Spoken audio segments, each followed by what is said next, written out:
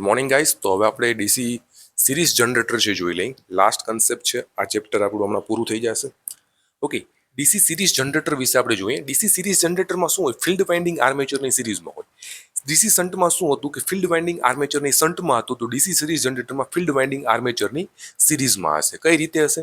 તો કે જો ફર્સ્ટ ઓફ ઓલ આપણે છે આર્મેચર ડ્રો કરશી. તો ચાલો મેં આ આર્મેચર ડ્રો કરી લીધું. ઓકે, પછી અહીંયા ફિલ્ડ વાઇન્ડિંગ હશે. આ ફિલ્ડ વાઇન્ડિંગ કેની સિરીઝમાં હશે? તો કે ભાઈ આર્મેચરની આ સિરીઝમાં આવી ગઈ. અને અહીંયા તમારો છે લોડ આવી ગયો. અહીંયા શું આવી ગયો? આ લોડ આવી ગયો.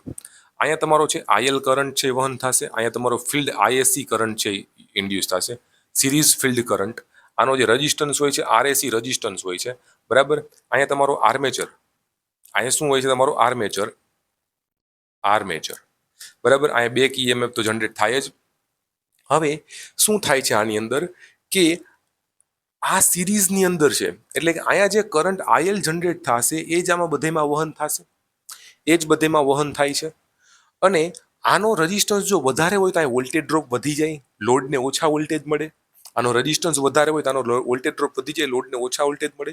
તો તમારે ફિલ્ડનો રેઝિસ્ટન્સ ઓછો રાખવો પડે. શું કામ? કેમ કે સિરીઝમાં છે એટલા માટે. આ સિરીઝમાં છે એટલે ફિલ્ડનો રેઝિસ્ટન્સ આપણે શું કરવો પડે? ઓછો રાખવો પડે. ફિલ્ડના રેઝિસ્ટન્સ ઓછો રાખવો માટે આપણે શું કરવું પડશે કે ભાઈ રેઝિસ્ટન્સ ઓછો રાખવો હોય તો રો એલ બાય એ, આ એરિયા હું વધારીશ તો મારો રેઝિસ્ટન્સ વચ્ચે લેન્થ ઘટાડીશ.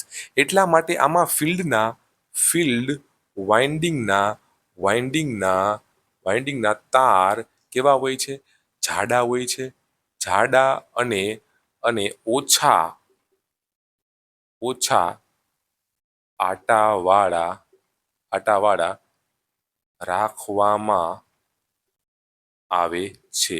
શું કામે? કેમ કે જો આને તમારે રેઝિસ્ટન્સ વધારી દીધો તો બધો વોલ્ટેજ ડ્રોપ અહીંયા જ થાય. લોડને શું વોલ્ટેજ મળશે?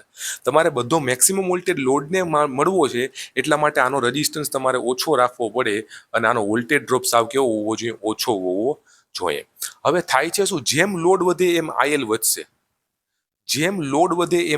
વધશે, એમ આનો જેમ કરંટ વધશે એમ આનો ડ્રોપ વધશે, બરાબર. એટલે થાય છે શું કે જેમ લોડ વધશે, કેમ કે તમારો આઈએલ છે directly પ્રપોઝનલ to the flux.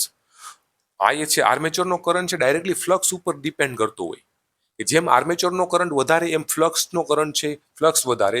But armature current તો તમારો લોડ કરંટ ઉપર ડિપેન્ડ કરે છે. એટલે જેમ લોડ વધશે એમ આર્મેચર કરંટ વધશે એમ તમારો ફ્લક્સ છે વધશે. એટલા માટે જનરેટર વધારે સ્પીડથી ફરવાની ટ્રાય કરશે, બરાબર. અને આનો ઉપયોગ છે એ રેલવેમાં ટ્રેક્શન ડિપાર્ટમેન્ટમાં થાય. આનો રૂલ ક્યાં થાય? રેલવેમાં ટ્રેક્શન ડિપાર્ટમેન્ટમાં સિરીઝ જનરેટરનો યુઝ છે એ થાય છે.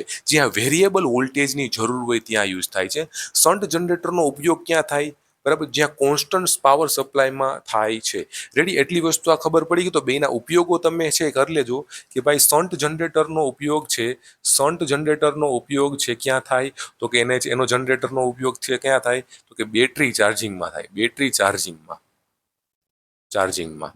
અને સિરીઝ જનરેટરનો ઉપયોગ ક્યાં થાય?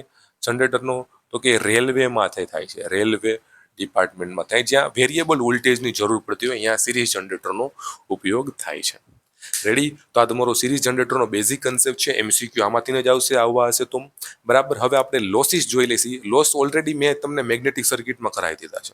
મેગ્નેટિક સર્કિટ ઇમ્પોર્ટન્ટ છે, જાઓ મેગ્નેટિક સર્કિટમાં, બરાબર. લોસીસ બધા અહીંયાથી કરાવી દીધા. તો હું અત્યારે લોસીસના બેઝિક તમને વસ્તુ કહી દઉં કે કયા લોસમાં છે, શું હોય એ. Ready? Okay, thank you guys, bye by.